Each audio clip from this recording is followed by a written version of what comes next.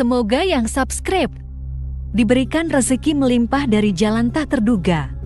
Dan yang like komen, dimudahkan jalannya menuju surga di hari akhir nanti.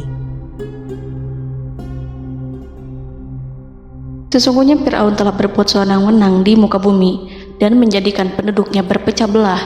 Dia bertindak semena-mena, lalim, melampaui batas, lebih mementingkan kehidupan dunia dan berpaling dari ketaatan Rob yang Maha Tinggi. Fir'aun memecah menjadi banyak sekali golongan dan kelompok dan menindas sebagian di antara mereka. Fir'aun menindas Bani Israel yang berasal dari keturunan Nabi Yakub. Saat itu, mereka adalah penduduk bumi terbaik.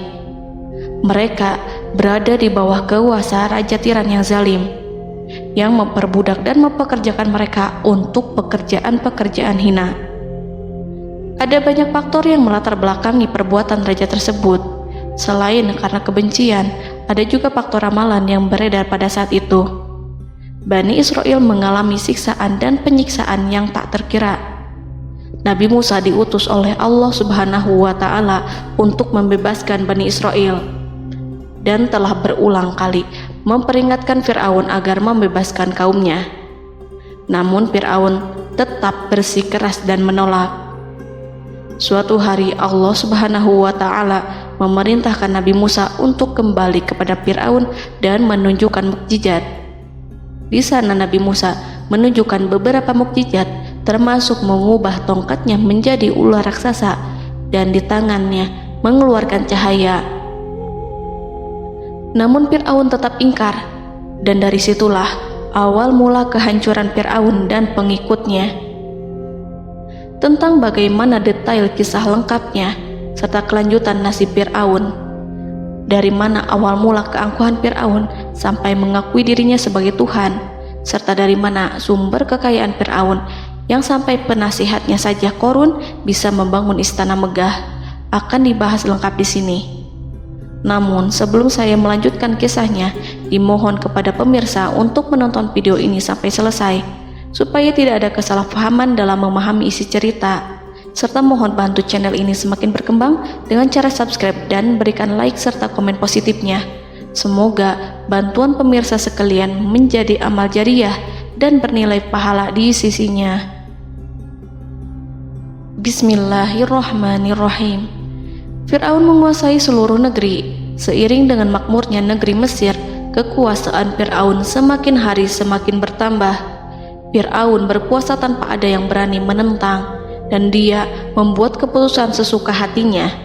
Bahkan dengan kesombongannya, dia sampai berani mengaku sebagai Tuhan. Gelar Fir'aun Raja Mesir kuno punya pengaruh besar yang diyakini sebagai seorang yang bertanggung jawab untuk melindungi dunia pada saat itu. Fir'aun bukanlah nama seseorang, melainkan sebutan dalam Al-Quran yang merujuk pada seorang Raja Mesir yang sombong, suka menindas, dan sering melampaui batas, yang hidup ketika Nabi Musa alaihi salam bayi sampai dirinya dibinasakan oleh Allah di Laut Merah. Fir'aun merupakan sebuah gelar bagi raja-raja Mesir yang muncul di era New Kingdom. Pendapat Syekh Abdurrahman As-Sadi mengatakan bahwa Fir'aun merupakan gelar yang diberikan kepada raja-raja Mesir, sebagaimana Raja Babil disebut Namrud, Raja Habasyah disebut An-Najasyi, Raja Yaman disebut Al-Qil, atau Raja Persia yang disebut Kisra, penguasa Roma yang dijuluki Kaisar. Sebutan Fir'aun dalam Al-Quran ini menjurus pada Raja Mesir yang hidup pada tahun 1527 sampai 1407 sebelum Masehi. Fir'aun dikhususkan untuk menyebut penguasa Mesir yang membangkang dan tidak beriman kepada Allah Subhanahu wa Ta'ala, sedangkan yang beriman kepadanya dikenal dengan nama Malik, yang saat itu hidup di zaman Nabi Yusuf alaihi salam. Sebagian ahli sejarah mengatakan bahwa penguasa Mesir pada masa Nabi Yusuf disebut Al-Malik atau Raja, tidak disebut Fir'aun, karena kedua penguasa ini berbeda asal daerahnya. Penguasa Mesir pada masa Nabi Yusuf berasal dari Mesir pesisir, sehingga mudah untuk menerima perubahan. Sedangkan Fir'aun pada masa Nabi Musa berasal dari pedalaman Mesir yang mempunyai watak dan karakter keras serta kolot. dan tidak mudah menerima orang-orang di luar kalangan mereka. Dari keterangan di atas, dipahami kenapa penguasa Raja Mesir pada masa Nabi Yusuf percaya kepada Nabi Yusuf dan mengikuti agama Nabi Yusuf yaitu Islam, kemudian diikuti oleh rakyatnya. Sebagian ahli sejarah menyamakan Fir'aun dengan Mas'ab ibnu Royan. Ada pula yang menyatakan bahwa Fir'aun anaknya Walid ibnu Mas'ab ibnu Royan dari salah satu kaum Ad. Para Fir'aun Mesir kuno memperoleh kekayaan dan membangun kerajaan mereka yang megah melalui berbagai sumber. Beberapa sumber utama kekayaan dan pembangunan kerajaan Fir'aun adalah sumber daya alam. Mesir kuno diberkati dengan sumber daya alam yang melimpah, termasuk emas, tembaga, dan batu mulia yang ditambang dari wilayah gurun dan lembah. Sungai Nil juga menyediakan tanah yang subur untuk pertanian yang menjadi dasar ekonomi Mesir kuno. Air yang sangat penting ini memungkinkan kota-kota tumbuh di tengah gurun. Lonjakan air dan nutrisi itu mengubah lembah Nil menjadi tanah pertanian yang produktif. Menurut Organisasi Pangan dan Pertanian PBB, petani Mesir kuno adalah salah satu kelompok pertama yang melakukan pertanian dalam skala besar, menanam tanaman makanan seperti gandum, serta tanaman industri seperti rami untuk membuat pakaian. Sungai Nil mengalir ke utara sejauh 4.160 mil dari timur tengah Afrika ke Laut Tengah, yang memberikan Mesir kuno tanah subur dan air untuk irigasi. Untuk memaksimalkan pemanfaatan air Sungai Nil, petani Mesir kuno mengembangkan sistem irigasi cekungan. Mereka membangun jaringan tanggul berbahan tanah untuk membentuk cekungan. Kemudian mereka menggali saluran untuk mengarahkan air banjir ke dalam cekungan, di mana air akan menggenang selama sebulan hingga tanah jenuh dan siap untuk ditanami. Selain itu, Sungai Nil dapat dimanfaatkan untuk mengangkut material proyek-proyek konstruksi. Untuk mendapatkan manfaat dari Sungai Nil, orang yang tinggal di tepi sungainya harus mencari cara mengatasi banjir tahunan sungai ini. Untuk memprediksi apakah mereka akan menghadapi banjir yang bisa mengakibatkan panen buruk, orang Mesir kuno membangun nilometer atau pilar batu dengan tanda menunjukkan tingkat air. Mereka mengembangkan keterampilan dan teknologi baru dari pertanian hingga pembuatan perahu dan kapal. Sungai Nil juga merupakan rute transportasi penting karena memainkan peran sentral dalam peradaban Mesir kuno. Orang Mesir menjadi ahli dalam membangun perahu dan kapal untuk mengangkut berbagai barang, termasuk ternak, sayuran, ikan, roti, dan kayu. Mesir kuno memiliki perdagangan yang berkembang dengan wilayah Afrika Timur dan Tengah serta Mediterania Timur. Perdagangan ini tidak hanya mencakup barang-barang mewah, tetapi juga bahan pangan dan bahan baku. Fir'aun juga memiliki semua tanah di Mesir dan mengumpulkan pajak dari rakyatnya. Raja Fir'aun juga memperlakukan rakyat dengan kejam tanpa belas kasihan. Ia memeras pajak yang tinggi dan menjadikan kaum Bani Israel sebagai budak kerajaan.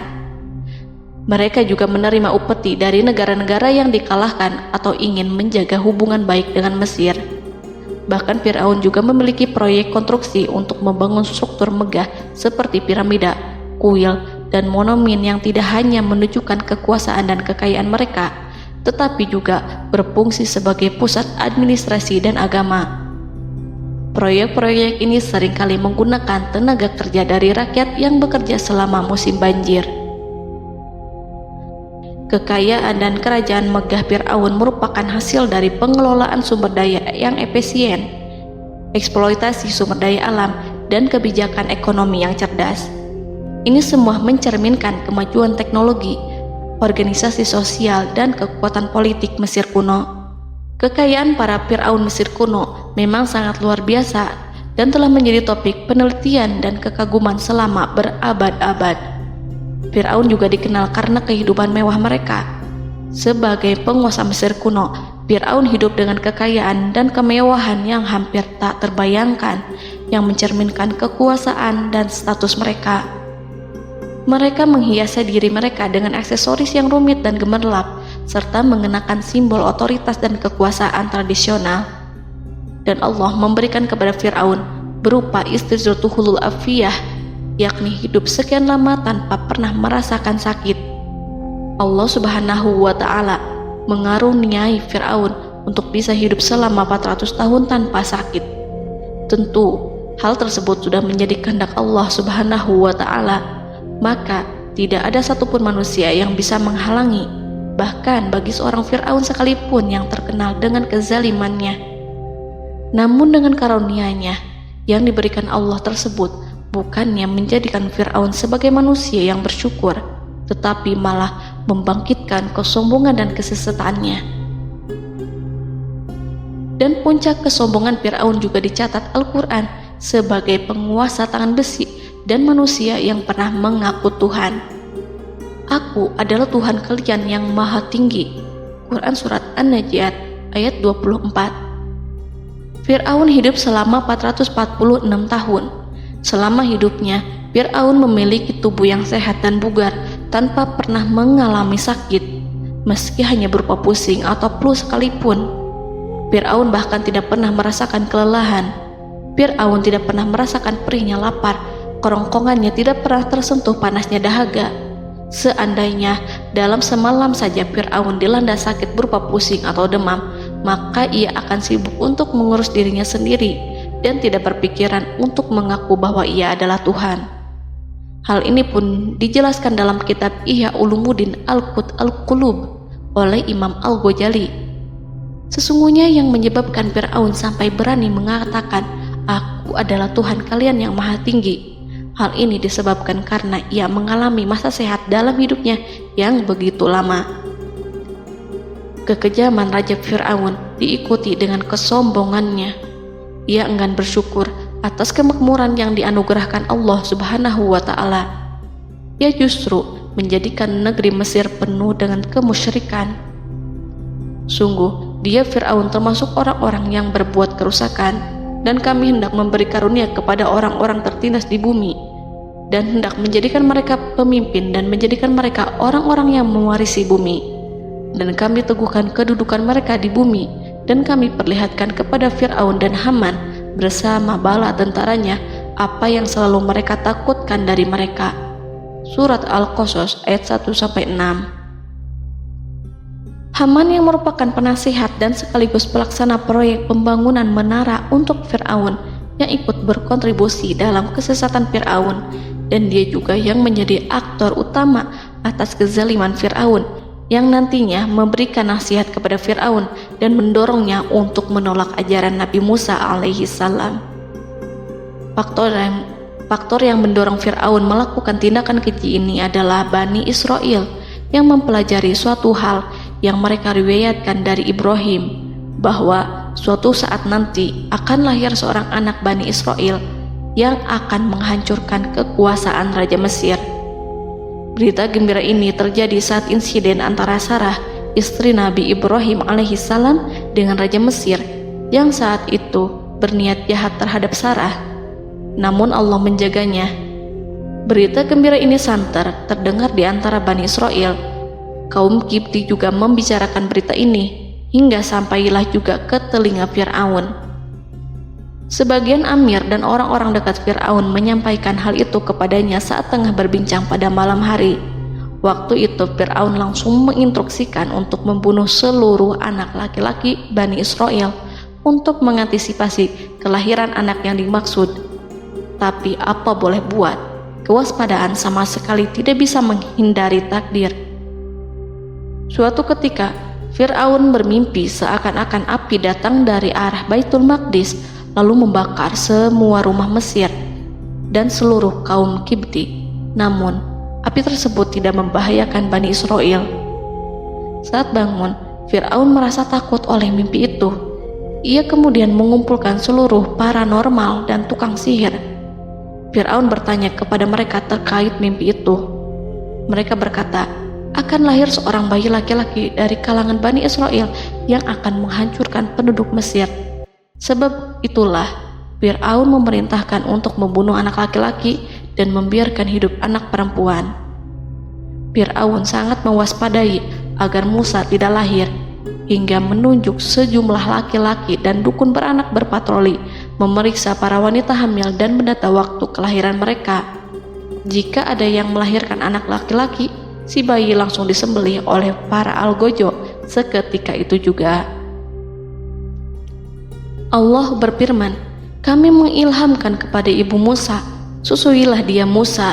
Jika engkau khawatir atas keselamatannya, hanyutkanlah dia ke sungai Nil dalam sebuah peti yang mengapung.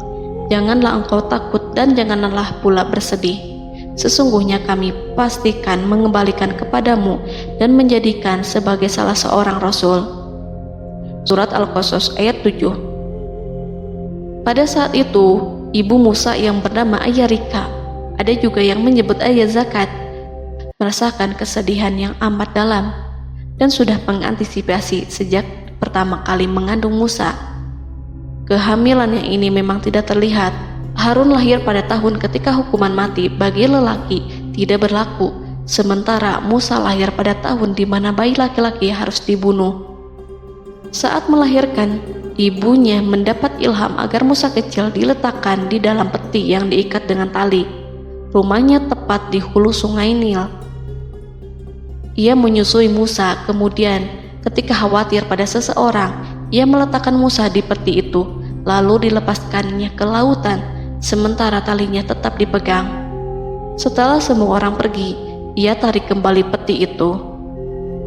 Namun suatu hari, ibu Musa melepaskan peti itu, tetapi dia lupa tidak mengikatnya dengan tali, sehingga peti berisi Musa kecil itu hanyut bersama aliran sungai Nil hingga melintas tepat di depan istana Fir'aun. Selir-selir Fir'aun itu memungut peti dalam kondisi tertutup rapat. Mereka tidak berani membukanya. Peti itu kemudian diletakkan di depan istri Fir'aun, Asiyah binti Muzahim. Ada pendapat yang mengatakan bahwa Asiyah berasal dari Bani Israel dari keturunan Musa. Saat membuka penutup peti dan menyingkap tirai penutupnya, Asiyah melihat wajah Musa kecil memancarkan sinar-sinar nubuah kemuliaan. Begitu melihatnya, Asiyah langsung jatuh hati dan sangat mencintainya.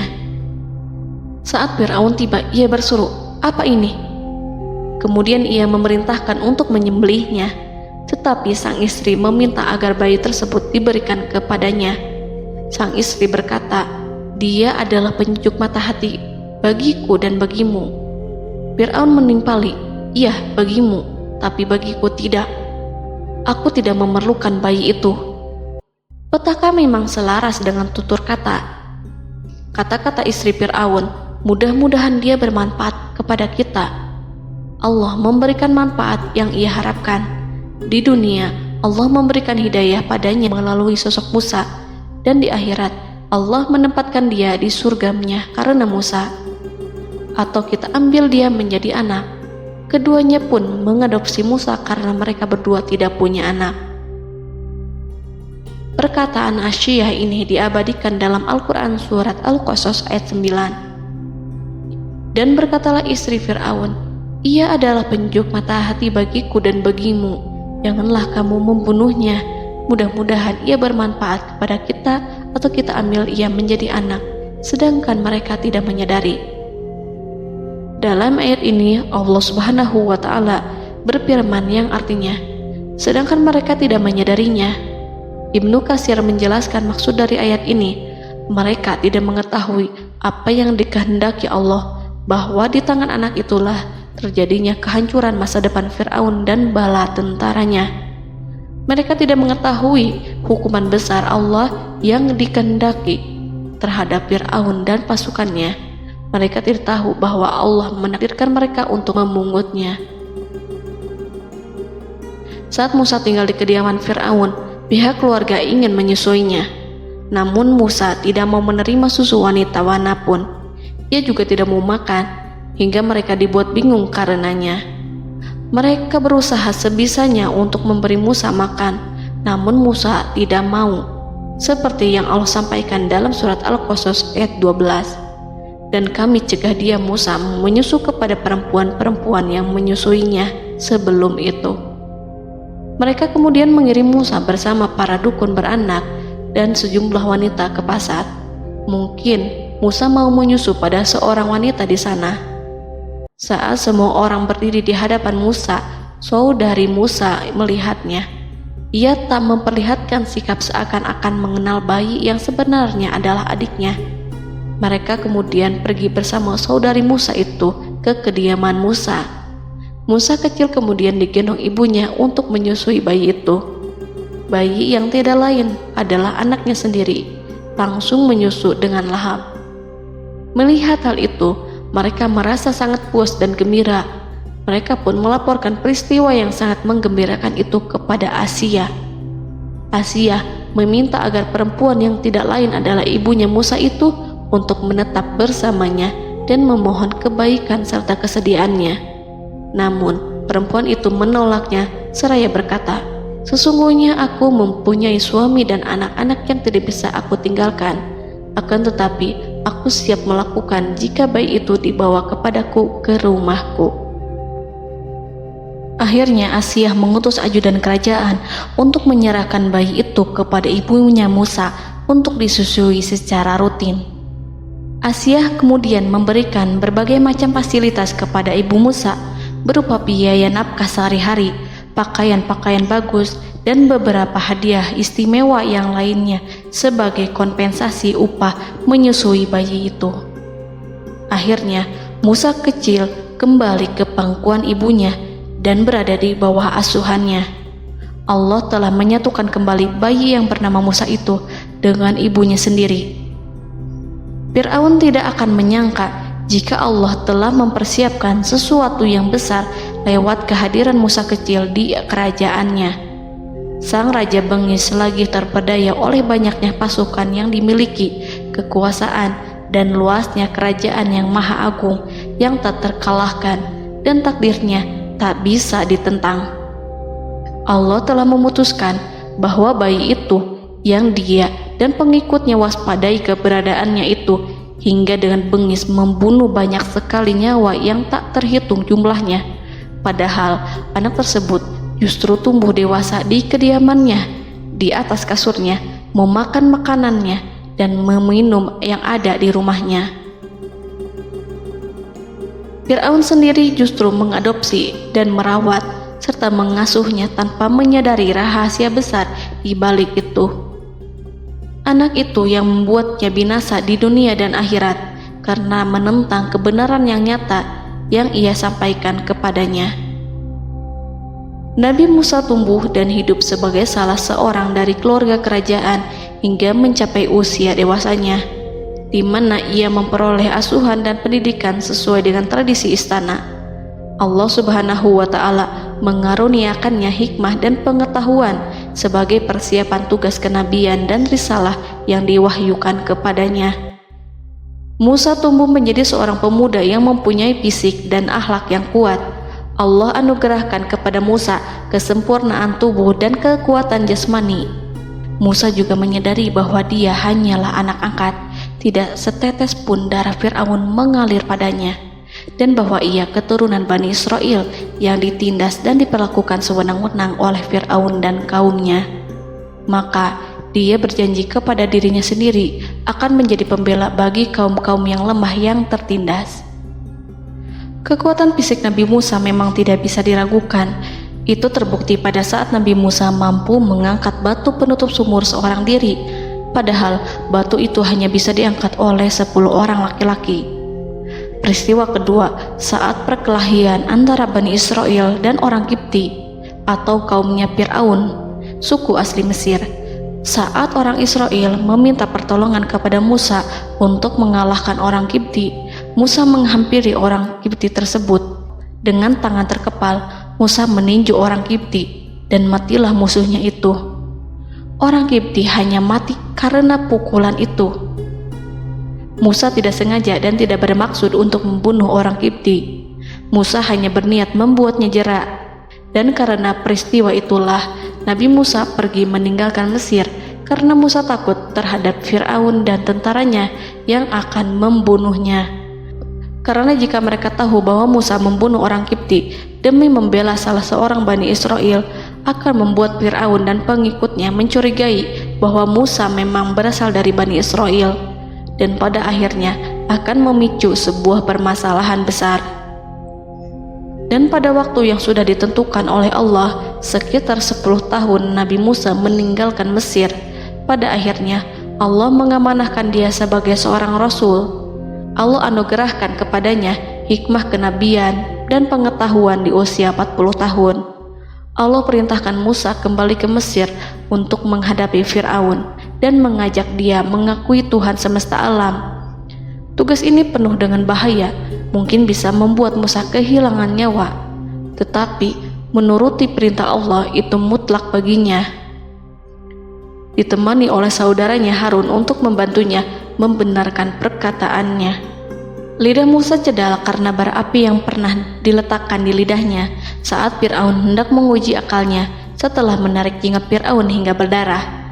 Fir'aun bermaksud untuk membunuhnya. Asia mengkhawatirkan Musa lalu berkata, dia masih kecil. Fir'aun kemudian menguji Musa dengan meletakkan buah dan bara api di hadapannya. Musa kecil hendak bermaksud meraih buah-buahan, tetapi tangannya dialihkan oleh malaikat. Lalu Musa mengambil bara api dan ia letakkan di lidahnya. Lidahnya cedal karena bara api ini. Musa meminta kepada Allah agar kekakuan yang ada di lidahnya dihilangkan sebagian, sebatas agar kata-katanya bisa dipahami, dan tidak meminta untuk dihilangkan secara total, karena para rasul hanya meminta sebatas yang diperlukan. Pergilah kamu kepada Fir'aun, karena dia benar-benar telah melampaui batas, maka berbicaralah kamu berdua kepadanya dengan kata-kata yang lemah lembut. Mudah-mudahan dia sadar atau takut. Quran Surat Toha ayat 42-43. Ini merupakan sifat santun dan kasih sayang serta rahmat Allah terhadap makhluknya, meski Allah mengetahui kekafiran dan kesewenang-wenangan dan kesombongan Fir'aun. Bersama Harun, Musa mendatangi Fir'aun setelah menemui beberapa rintangan yang lazim ketika akan menemui raja pada waktu itu. Pertemuan Musa dan Harun juga dihadiri oleh beberapa anggota pemerintahan dan penasihat. Bertanyalah Fir'aun kepada mereka berdua, siapakah kalian berdua ini? Musa menjawab, kami Musa dan Harun adalah pesuruh Allah agar kamu membebaskan Bani Israel dari perbudakan dan penindasanmu, dan menyerahkan mereka kepada kami agar mereka menyembah kepada Allah dengan leluasa dan menghindari siksaanmu. Fir'aun segera mengenal Musa dan berkata kepadanya, bukankah engkau Musa yang sudah kami asuh sejak bayimu dan kami asuh dalam istana sampai usia remajamu dan mendapat pendidikan serta pengajaran yang menjadikan engkau pandai? Dan bukankah engkau yang melakukan pembunuhan terhadap diri daripada seorang dari golongan kami? Sudahkah engkau lupa terhadap itu semua dan tak ingat akan jasa kami kepadamu? Musa menjawab, bahwasannya engkau telah mengurus aku sejak kecil. Itu bukanlah jasa yang dapat kamu banggakan, karena jatuhnya aku pada tanganmu akibat dari kekejaman dan kezalimanmu tatkala engkau memerintah agar orang-orangmu menyembelih setiap bayi laki-laki yang lahir, sehingga ibuku membiarkanku mengapung di sungai Nil dan aku dipungut oleh istrimu, sehingga selamatlah aku dari pengejaranmu dan penyembelihanmu. Dan kebaikan yang engkau sebutkan itu sebanding dengan perlakuanmu terhadap sebuah suku bangsa besar, yaitu Bani Israel secara keseluruhan, karena engkau telah menindas dan menjadikan mereka budak-budak untuk melayanimu. Dan mengenai pembunuhan itu merupakan kehilafanku, lalu aku lari darimu karena aku takut kepadamu. Namun peristiwa itu merupakan rahmat dan hikmah yang terselubung bagiku, sebab dalam perantauanku setelah aku melarikan diri dari negerimu ini, Allah Subhanahu wa Ta'ala mengaruniakanku dengan hikmah ilmu dan mengutus aku sebagai Rasul. Maka dalam rangka tugasku sebagai Rasul, datanglah aku kepadamu atas perintah Allah untuk mengajak engkau dan kaummu untuk menyembah Allah dan meninggalkan kezaliman serta penindasanmu terhadap Bani Israel. yang engkau pekerjakan dan perbudak mereka untuk melakukan pekerjaan dan melayanimu. Fir'aun bertanya, siapakah Tuhan yang engkau sebut-sebut itu, hai Musa? Adakah Tuhan di atas bumi ini selain aku yang patut disembah dan dipuja? Musa menjawab, iya, yaitu Tuhanmu dan Tuhan nenek moyangmu, serta Tuhan alam semesta. Fir'aun bertanya, siapakah Tuhan alam semesta itu? Musa menjawab, ialah Tuhan langit dan bumi, dan segala yang ada di langit dan di bumi. Berkatalah Fir'aun kepada para penasehatnya dan para pembesarnya, sesungguhnya Rasul yang diutus kepada kamu ini adalah seorang yang gila. Kemudian ia balik bertanya kepada Harun dan Musa, siapakah Tuhan kamu berdua? Akulah Tuhanmu yang paling tinggi. Surat An-Najiat ayat 23-24. Dan Fir'aun berkata, wahai para pembesar kaumku, aku tidak mengetahui ada Tuhan bagimu selain aku.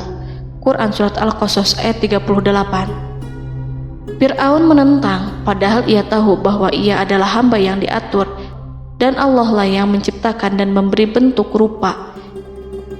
Dan mereka mengingkarinya karena kezaliman dan kesombongannya, padahal hati mereka meyakini kebenarannya.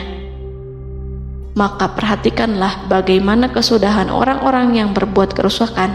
Quran Surat An-Naml ayat 14. Fir'aun beralih memakai kekuasaan dan wibawa yang ia miliki. Fir'aun berkata, jika engkau menyembah Tuhan selain aku akan memasukkanmu ke dalam penjara. Musa berkata, apakah engkau akan melakukan itu sekalipun aku tunjukkan kepadamu suatu bukti yang nyata? Fir'aun menjawab, tunjukkanlah sesuatu yang nyata itu.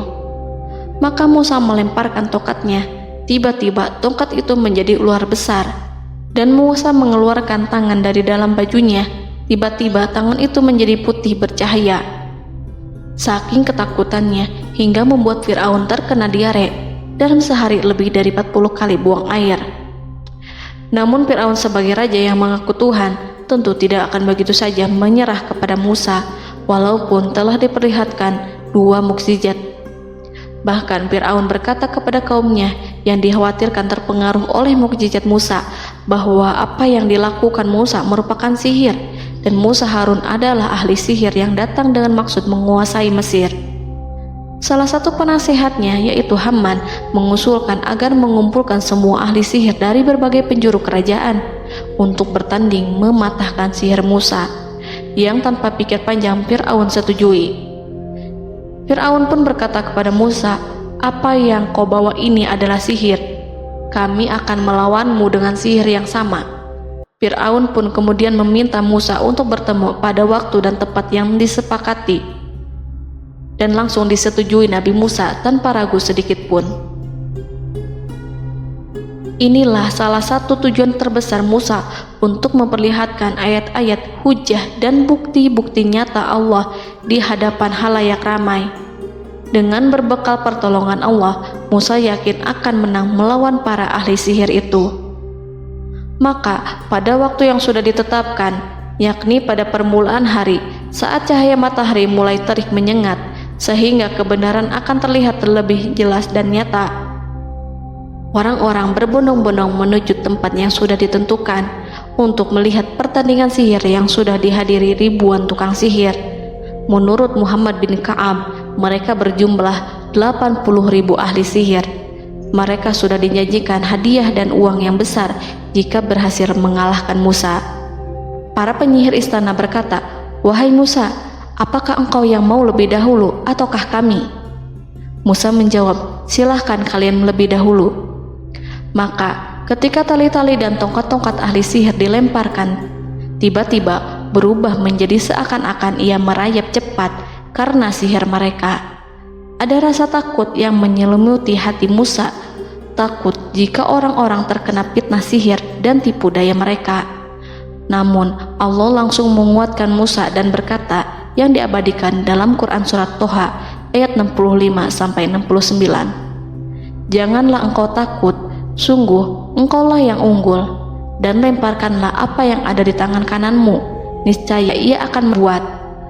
Apa yang mereka buat itu hanyalah tipu daya tukang sihir belaka, dan tidak akan menang tukang sihir itu dari manapun ia datang. Saat Musa melemparkan tongkat, tongkat itu berubah menjadi ular besar yang memiliki kaki, berleher besar, dan bentuk yang menakutkan, hingga semua orang lari dan menjauh. Ular itu kemudian menelan tali-tali para tukang sihir dengan satu persatu dengan gerakan super cepat. Semua orang melihatnya dengan penuh keheranan, sementara para tukang sihir mereka tercengang dan bingung kala melihatnya. Mereka melihat sesuatu yang sama sekali tidak pernah terlintas di benaknya dan juga berada di luar bidang yang mereka kuasai. Saat itulah mereka tahu pasti bahwa yang mereka lihat itu bukanlah sihir, sulap, khayalan ilusi ataupun kebohongan semata, tetapi sebuah kebenaran yang hanya bisa dilakukan oleh Yang Maha Benar, yang mengutus mukjizat tersebut dengan benar. Allah menyingkap tabir kelalaian dari hati mereka, menyinarinya dengan petunjuk yang Ia ciptakan, dan menyingkirkan gumpalan keras di hatinya. Mereka segera bertaubat dan tunduk sujud kepadanya. Dengan lantang mereka mengatakan kepada semua yang hadir tanpa memperdulikan hukuman ataupun siksaan apapun, "Kami beriman kepada Rob seluruh alam, yaitu Tuhannya Musa dan Harun." Fir'aun yang congkak dan sombong tentu sangat marah dengan apa yang disaksikannya itu. Ketika melihat ahli-ahli sihirnya begitu cepat menyerah dan mengakui kekalahan kepada Musa, bahkan menyatakan beriman kepada Tuhan Musa dan Harun. Tindakan itu dianggapnya sebagai pelanggaran terhadap kekuasaannya dan penentangan terhadap ketuhanannya, dan merupakan tamparan bagi kewibawaannya. Fir'aun berkata kepada mereka, "Apakah kalian telah beriman kepada Musa sebelum aku memberi izin? Kenapa kalian tidak terlebih dahulu bermusyawarah kepadaku sebelum melakukan tindakan keji di hadapan rakyatku ini?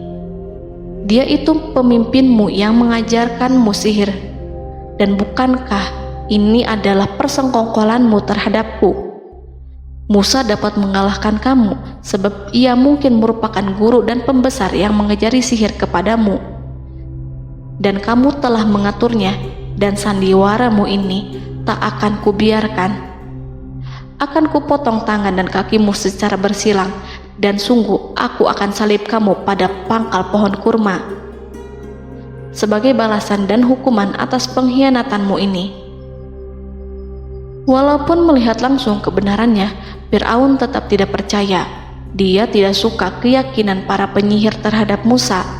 Para penyihir itu yang telah mengakui keimanan mereka kepada Allah tak merasa gentar ataupun takut, karena ketika para tukang sihir itu sujud, mereka melihat rumah dan istana-istana di surga yang telah dipersiapkan untuk mereka. Semuanya dirias untuk menyambut kedatangan mereka. Karena itu, mereka tidak peduli dengan ancaman Fir'aun. Setelah peristiwa kekalahan penyihir Fir'aun dengan mukjizat Nabi Musa itu, Fir'aun serta penasihat dan para pembesarnya, termasuk Haman, merencanakan penindasan yang lebih kejam untuk kaum Bani Israel dan merencanakan pembunuhan terhadap Nabi Musa. Fir'aun khawatir jika gerakan Musa tidak diapatahkan akan mengancam kerajaan dan kewibawaannya yang mengaku sebagai Tuhan. Walaupun sudah diingatkan oleh orang mukmin dari kalangan keluarga Fir'aun agar tidak membunuh Nabi Musa dan menyeru kembali menuju jalan yang benar dan mengingatkan kepada akibat yang buruk yang akan didapati nanti, namun Fir'aun dan penasihatnya tetap berada pada kesesatan. Sebagai balasannya, Allah menghukum Fir'aun dan penduduknya dengan kekeringan dan penyakit yang bertahun-tahun karena menolak Rasulnya. Mereka dilanda banjir bandang, darah yang bercampur dengan seluruh air yang ada. Setiap kali mereka akan mengambil air, baik air sumur ataupun air sungai Nil, pasti akan berubah menjadi darah segar. Serbuan belalang pun tidak bisa mereka hindari. Belalang menghinggapi tanaman hingga tak menyisakan satupun buah, daun ataupun rumput. Serangan hama dan wabah katak juga mengerumuni mereka hingga berjatuhan di makanan, wadah-wadah, sampai-sampai ketika ada yang membuka mulut untuk makan ataupun minum, pasti ada katak yang jatuh di situ. Semua hukuman itu hanya menimpa Fir'aun dan pengikutnya, sama sekali tidak menimpa Nabi Musa dan Bani Israel. Namun mereka tidak belajar ataupun berubah. Mereka tetap saja kafir dan hanyut dalam kejahatan. Setiap kali Allah timpakan hukuman kepada Fir'aun dan pengikutnya, mereka bersumpah dan berjanji kepada Musa untuk beriman. Namun ketika hukuman itu dihilangkan, mereka ingkar janji, berpaling dan kembali kepada keburukan seperti sedia kala. Dari semua penderitaan ini, Allah perintahkan Musa membawa pengikutnya keluar dari Mesir, memulai perjalanan berbahaya antara hidup dan mati. Setelah mengetahui keberangkatan Nabi Musa dan Bani Israel, Fir'aun bersama tentaranya bergerak untuk membantai mereka. Dengan pasukan besar yang berjumlah lebih dari 1.600.000 personil, ditambah 100.000 ekor kuda berwarna hitam legam, Fir'aun berhasil mengejar rombongan Nabi Musa yang saat itu berjumlah 600.000 prajurit di pantai Laut Merah saat matahari terbit. Pasukan Fir'aun mengepung mereka dari semua arah. Di belakang mereka ada tentara Fir'aun yang kejam, sementara di hadapan mereka Laut Merah yang membentang luas. Kala situasi kian genting dan Fir'aun beserta seluruh pasukannya mendekat dengan kesungguhan hati, diperkuat dengan persenjataan, juga dengan amarah dan kedengkian, penglihatan tidak menetap mengarah ke suatu tujuan, dan hati naik menyesak sampai ke tenggorokan. Saat itulah Yang Maha Penyantun lagi kuasa, Rob Arsy yang mulia, mewahyukan kepada Musa, "Pukullah laut itu dengan tongkatmu." Maka tatkala Musa memukulkan tongkatnya ke lautan, laut itu pun terbelah. Air lautan berdiri tegak laksana gunung yang terbelah oleh kuasa yang maha agung, yang bersumber dari zat yang mengatakan kepada sesuatu, "Jadilah," maka jadilah sesuatu itu.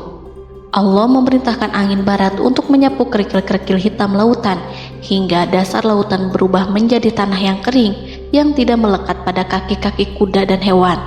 Allah memerintahkan Musa untuk melintas bersama kaumnya. Mereka segera turun melintas dengan senang.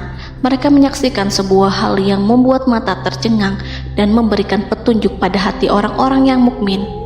Setelah Musa bersama kaumnya melintas secara keseluruhan dan keluar dari lautan, saat itulah pasukan garis depan Fir'aun baru masuk. Saat itu Musa bermaksud memukulkan tongkat ke lautan agar kondisi laut kembali seperti sedia kala, agar Fir'aun dan pasukannya tidak bisa mengejar. Tapi Allah yang Maha Kuasa dan pemilik keluhuran memerintahkan agar lautan tetap dibiarkan seperti itu, seperti yang Ia firmankan. Saat Musa membiarkan lautan dalam kondisi terbelah dan Fir'aun tiba di tepi pantai, ia melihat sesuatu yang dahsyat. Kondisi ini membuatnya tercengang, dan ia tahu betul bahwa apa yang dilihatnya adalah pekerjaan Rob Arsy yang mulia, seperti halnya mukjizat lain yang pernah ia lihat sebelumnya. Fir'aun berhenti dan tidak maju. Ia menyesal karena mengejar Bani Israel dalam situasi seperti ini, di saat penyesalan tiada lagi membawa guna. Namun Fir'aun memperlihatkan sikap tangguh dan kuat di hadapan para pasukannya dan memperlakukan mereka layaknya musuh. Jiwa kafir dan watak Fir'aun mendorong dirinya mengatakan kepada kaum yang ia perdaya hingga patuh dan mengikuti kebatilannya, "Lihatlah bagaimana lautan ini terbelah agar aku bisa mengejar budak-budakku yang melarikan diri dari kekuasaanku, menyimpang dari ketaatanku dan meninggalkan negeriku." Fir'aun bersembunyi di barisan belakang dengan harapan ia bisa selamat, tapi mustahil ia bisa selamat. Fir'aun terlihat maju mundur. Dan pada kesempatan itu, Jibril menampakkan diri dalam wujud seorang penunggang kuda perawan, lalu melintas di hadapan kuda jantan yang ditunggangi oleh Fir'aun. Kuda yang ditunggangi Fir'aun meringik menghampiri kuda yang ditunggangi Jibril. Fir'aun kemudian masuk ke dalam lautan hingga mendahului kuda dengan tangkas dan cepat. Fir'aun tidak pun hindari mara bahaya dari dirinya ataupun mendatangkan manfaat. Mereka segera menyusul hingga semuanya berada di lautan. Setelah bagian depan hendak mencapai tepi, Allah memerintahkan Musa melalui wahyu untuk memukul lautan dengan tongkat. Musa memukul lautan dengan tongkat. Lautan kembali menyatu seperti sedia kala dan menenggelamkan mereka semua. Tak seorang pun yang selamat. Allah menggambarkan tentang bagaimana Fir'aun didengkot orang-orang kafir Kipti tenggelam. Gelombang besar sesekali turun dan sesekali naik membawa Fir'aun. Bani Israel melihatnya dan juga pasukannya. seperti apa siksa dan petaka besar yang Allah timpakan kepadanya dan juga pasukannya, agar Bani Israel senang dan lega. Saat Fir'aun menyaksikan kematian dan mulai sakarat, ia kembali kepada jalan kebenaran dan bertaubat, serta beriman pada saat keimanan tiada lagi membawa guna. Seperti yang Allah sampaikan dalam ayat yang lain, sesungguhnya orang-orang yang dipastikan mendapat ketetapan Rabb-Mu tidaklah akan beriman meskipun mereka mendapat tanda-tanda kebesaran Allah hingga mereka menyaksikan azab yang pedih.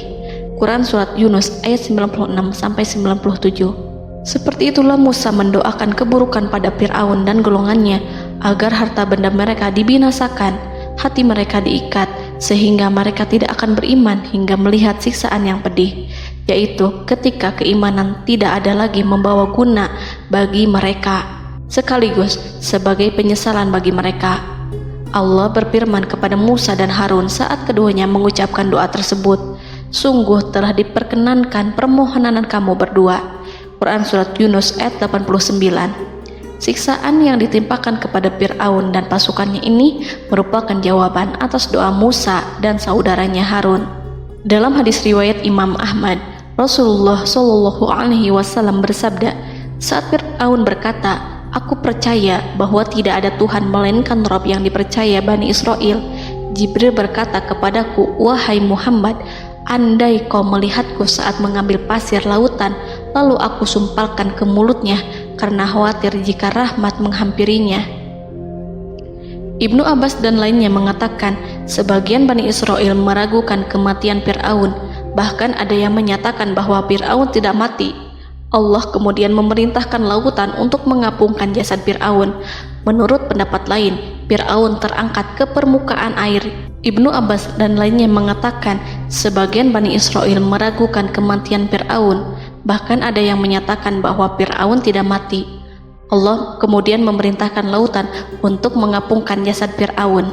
Maka pada hari ini kami selamatkan jasadmu, yaitu dengan mengenakan baju perang yang dengannya kau dikenali, agar engkau dapat menjadi pelajaran bagi orang-orang yang datang setelahmu, yaitu agar kau menjadi bukti bagi Bani Israel atas kekuasaan Allah yang membinasakan Fir'aun.